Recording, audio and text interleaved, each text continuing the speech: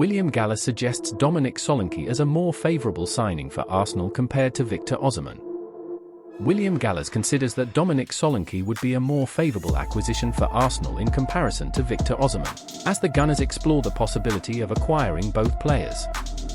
With Mikel Arteta's team in pursuit of a new striker, several names, including Ivan Toney and Osimhen, have emerged on the radar. Osimhen, who played a key role in Napoli's Serie A title triumph last season, is drawing interest from the Premier League. However, Gallas suggests that Osimhen's personality might be too strong for Arteta's liking. On the other hand, Solanke is seen as a potentially better option for Arsenal, according to Gallas. The Gunners continue to monitor their options as they look to bolster their attacking lineup ahead of the upcoming season. Gallas stated, as quoted by The Sun, "I think Arsenal needs a striker different from Gabriel Jesus. A physically stronger striker can help the team play a different style of football. Osimhen, Toney, or Solanke? It's a good question. It's not just about the quality of the players, but if the player can have a good relationship with the coach. If you have a strong character and a strong personality, that may not align with what the coach desires. I'm not sure about Victor Osimhen. He has a strong character, but I'm not sure if he will have a good relationship with Arteta. If I were Arteta, I would sign Dominic Solanke, who is also a cheaper option than Osimhen and Toney. We have confidence that Arteta will make the right decision regarding which player he needs to add to his squad."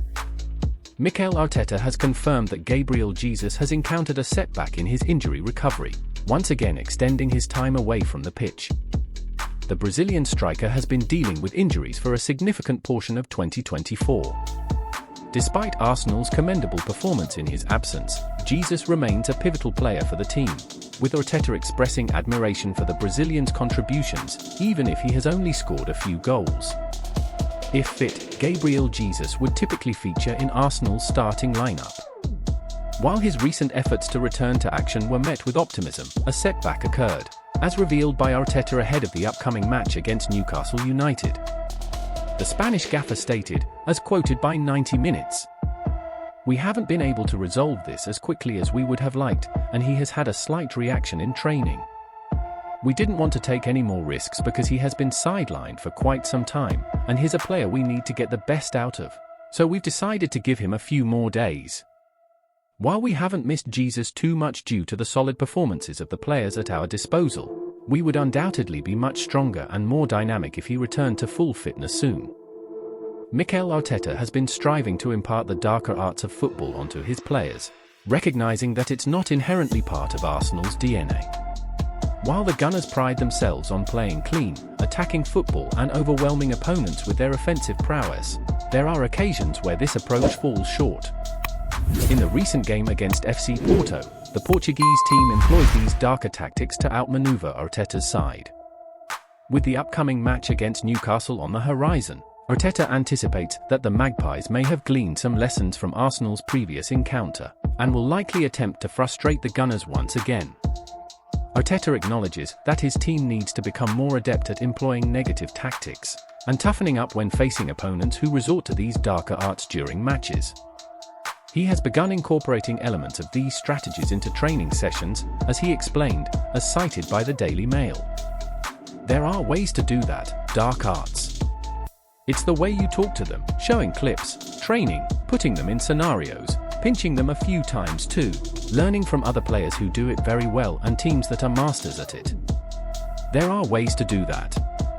While Arsenal thrives on playing clean football, it's essential to recognize that not all adversaries will be overcome with this approach. Sometimes, tactical adjustments are necessary when facing negative opponents. This strategic evolution within Arsenal's training regimen reflects Arteta's commitment to adaptability and achieving success across various styles of play. Arsenal and Manchester United are set to clash in the United States this summer, scheduled for a highly anticipated friendly on July 27th. Both clubs, being among England's most popular, are expected to draw significant attention from fans in the United States. Arsenal has solidified its position as one of the country's top clubs and is currently contending for the Premier League title this season, under the management of Mikel Arteta. The prospect of potentially being champions in the summer adds an extra layer of excitement to the friendly between the two clubs. According to The Sun, the match is expected to take place at the Sophie Stadium, with a capacity of 70,000 people, serving as part of the preparations for the new season for both Arsenal and Manchester United. We've had some great moments in recent seasons, and United will pose a tough challenge as they gear up for a new campaign. Although it's just a friendly, our players will approach the game seriously because of the opponent. However, the most important aspect is getting some minutes on the pitch.